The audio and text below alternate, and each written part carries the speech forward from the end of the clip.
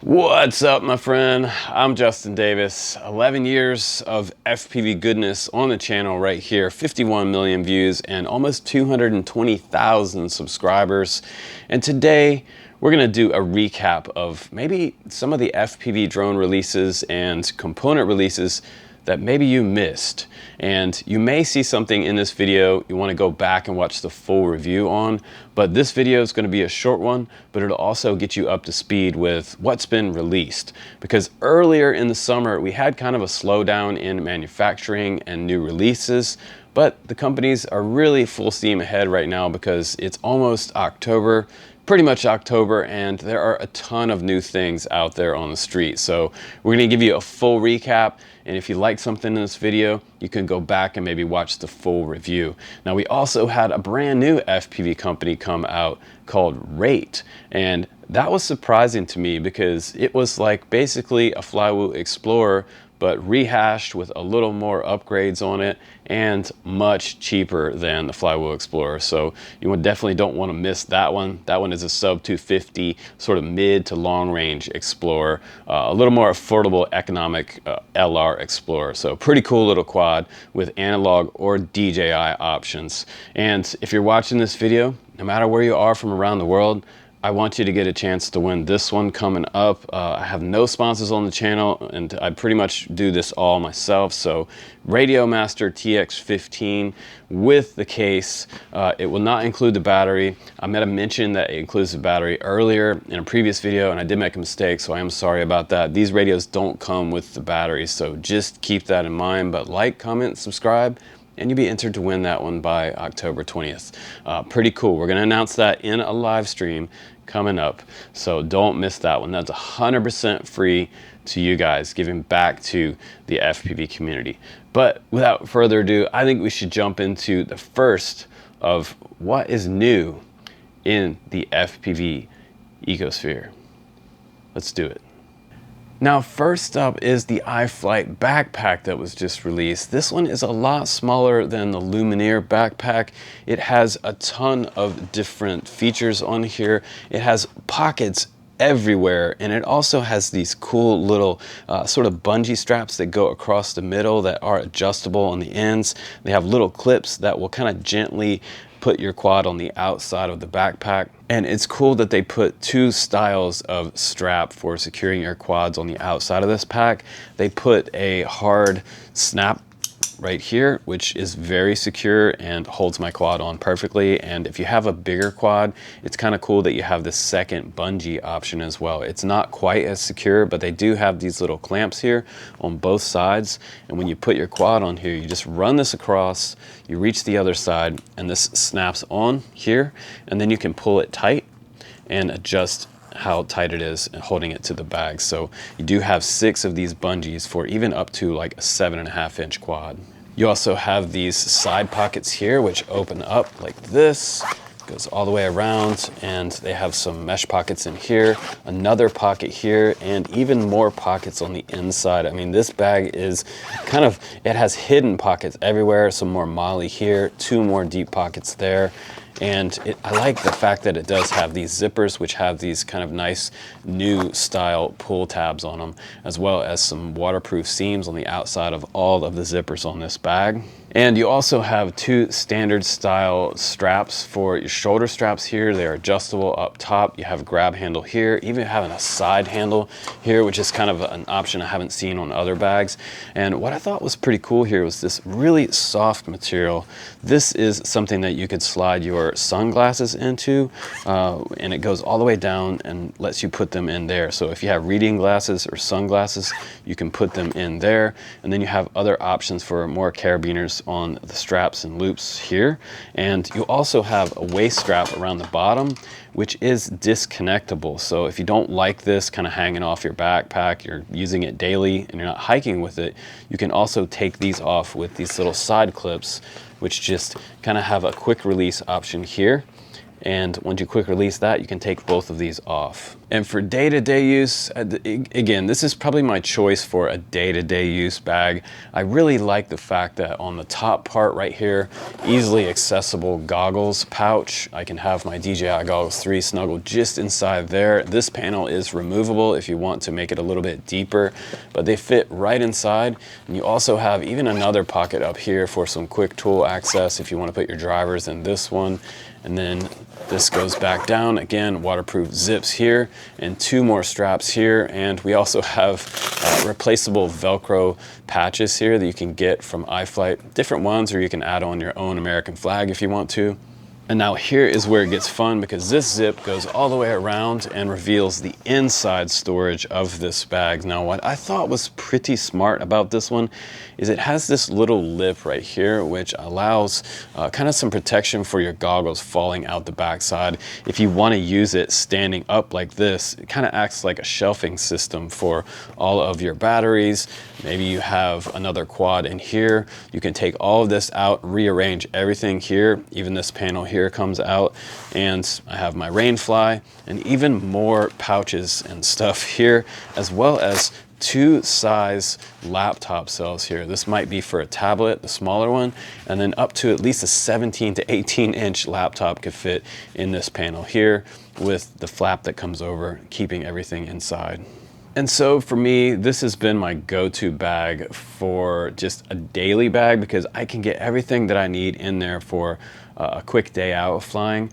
But also, if I wanted to take this for a weekend FPV camping trip or something like that, it's big enough to have everything in there: my charger, my radio, another quad, and tons of storage on the outside of it. So I think it's one of the better FPV bags that's out there in late 2025. It also does come with a rain fly in case it starts raining and you need to cover that quad up. You can do that while you're out on a hike. And next up on our list was the little Pavo Pico 2, just came out, and I have my 04 set up on here. It is a little 2 to 3S cinema ripper with 4K DJI DVR on board. It can allow you to put 2 different versions of DJI FPV system on there. You can put the light, or you can put the full-size Pro one, which I have here. It will get you about a 5 to 6 minute flight time. You can get the kit without everything on there for about $120, I believe. And then you can get the full-blown kit with the DJI light on there for around $225. So pretty economically sustainable price for that one. But I think it adds a little more stability than the Femto. Originally, we reviewed the Femto probably about 3 to 4 to 5 months ago now. It was one of our favorites. It's very fun to fly, but people have been saying that some of the DJI light cameras are pretty sensitive as far as the ribbon cable on the back side of the camera. So for future-proofed version, you might want to go for the full-size version with the Pro on there, just a little bit more durable, and probably might last you a little longer. You won't have to worry about it as much as the light version, because I do hear it is fairly fragile.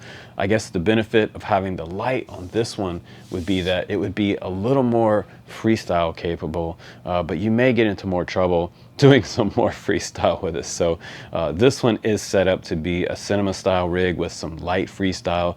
I was able to do lots and lots of flips and rolls, and if you bring this camera way up to about 35 degrees, it will be faster than you will be ready for. So it is very fast with this power system on here, and we have pretty massive 20 amp ESCs, and it can run anything up to 550 milliamp battery all the way up to about a 720 milliamp battery just fine, and get you that 6 minutes of flight time. But a really cool release that came out in the past month.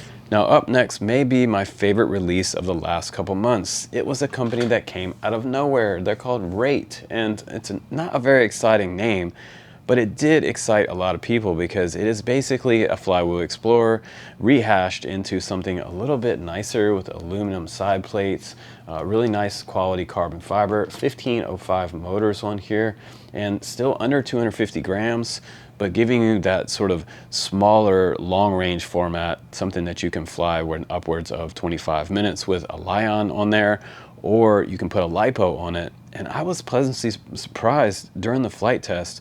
When I took it out to this tree farm, I was able to do some pretty wild, fast flying around through the trees, and it's so small that you can make gaps that are kind of insane, almost something like what I do with the Pavo Pico 2, but in a little larger format. It's a lot of fun to fly proximity freestyle with it, but also go out and use it as a cruiser if you just want to bring that camera level down a little bit. But it has total duality, so it will freestyle very, very fast out in front of you in a kind of a small field, or you can take it out and do some long range cruising with it with a Lion. So it really has a lot of diversity. If you wanted to get something new that would allow you to do a little bit of the best of both worlds, this one will definitely do that. And a lot of people were blown away with that full review. So don't miss the full review of the Rate P&P quad that I have here. It's called the L40 Pro. Next up is iFlight's Nasgol Evoke V3, and this is what we call the 2-in-1 transformer FPV racing or freestyle drone. And I say transformer because you may, if you did miss this one, you don't realize that, you know, even though it looks like the original Nazgul V1 and V2, it's really different as far as the frame design goes. It has incorporated aluminum frame parts in here now as well that are embedded into it. It has an injection molded GoPro mount, but most importantly, this one is a 2-in-1 transformer. So this one is set up for my liking as a dead cat, but if you take out a couple bolts on the bottom of the frame, it allows this drone to transform into a true X frame. So that's definitely different than what we've seen. We saw the Mark V come out from Gep RC several months before this one, but when this one came out, this was something completely different. So if you buy this one, it allows you to have a sort of a 2-in-1 frame design, which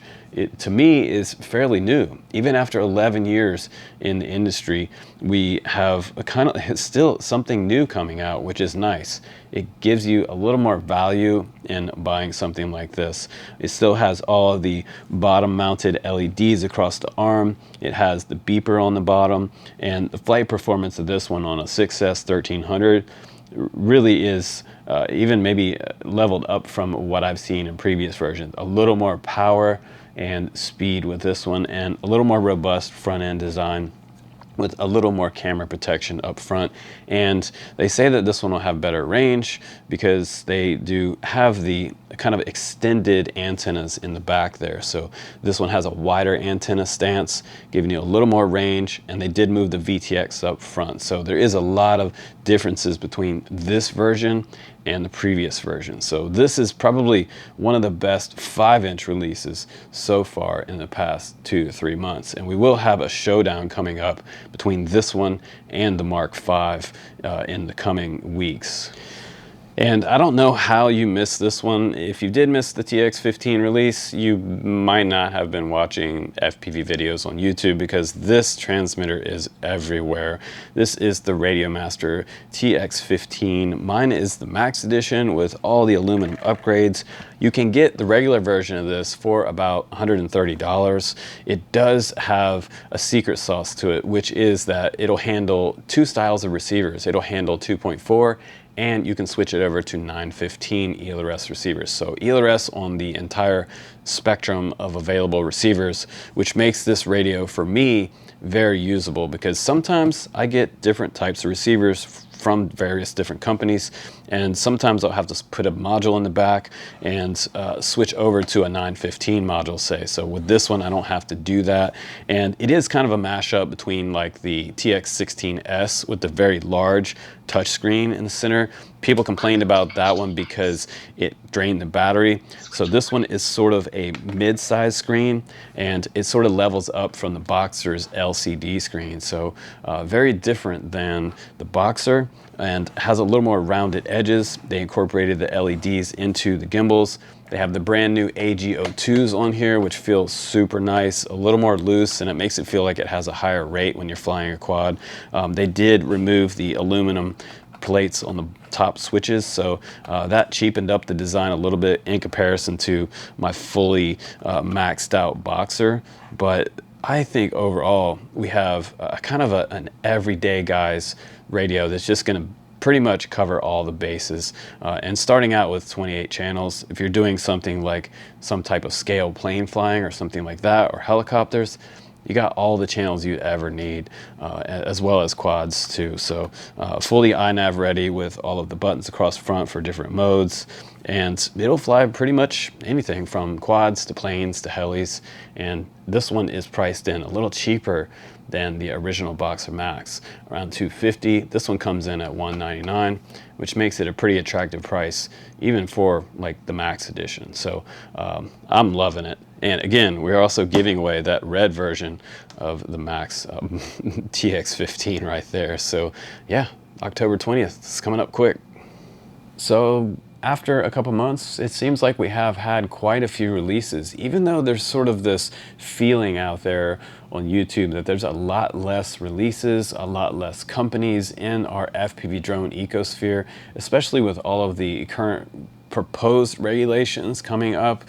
We are all obviously worried about that. We don't want our hobby to go from, say, 90% availability down to about 4% if there is some type of Chinese drone ban on the hobby level. And so hopefully a lot of the main companies that are not associated with any type of military activity directly selling to proxy wars and other wars around the world, hopefully we can stay in the hobby ecosphere and have some availability for you guys out there in the United States. Now, we did have quite a few releases, so I don't feel like we're in a super lull, but I do feel like we're in sort of a lull of other channels' reviews. I have seen a huge dramatic drop off from a ton of the most largest channels out there. We've talked about that for several months. Maybe they're going different directions, or maybe they're doing other opportunities that are popping up that we probably don't know about, but there are still a ton of new releases coming for you guys. So don't give up just yet, and stay subscribed to this channel, because I'm dedicated to the hobby side of things, and I will definitely keep you up to speed and give you some honest reviews and feedback on a lot of this new stuff that's coming out.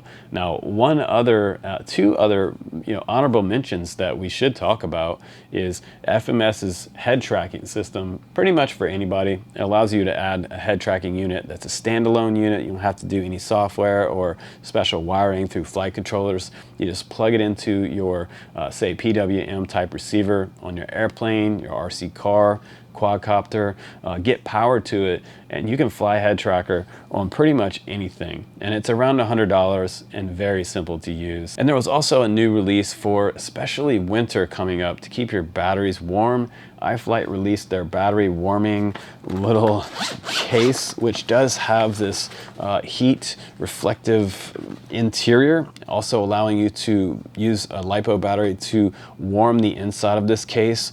When you're transporting your batteries, when you're going out to fly, you go out into, say, 30-degree weather, you're driving to your flight location, you can put your batteries in here to keep them at a stable temperature and keep them warm before you go out and fly that battery. Very important to keep your batteries temperature regulated in the winter months. So that's kind of a cool one, and it's big enough to put even like FPV plane larger 6S, say 5,000 size packs in here. Large enough for the big ones and the small ones, and pretty much a good day's worth of batteries inside those if you're going to go out and fly. Will affect your flight time in the winter, and we could talk about that coming up, some tips and tricks to winter flying as we're approaching the winter season. So whoop season is pretty much here across the country. It's raining, and we haven't seen a whole lot of snow just yet, but we are expected to have a more snowy winter this year. So we'll see how that plays out, and maybe we'll start flying some more indoor whoop size category stuff. So we'll have to see, but that should get you up to speed for now. And I appreciate you watching. If you're still watching at this point in the video, go ahead and give us a like and help raise us up in the algorithms. I know that the FPV stuff is not as promoted on YouTube right now, and it seems like the powers that be at YouTube don't quite like the FPV drones like they used to, say 5 to 10 years ago. So now we need your help to raise us up in the algorithm. But again, I appreciate you watching. I'm Justin Davis. You can check out our links down below. I got the full list of the new releases for you.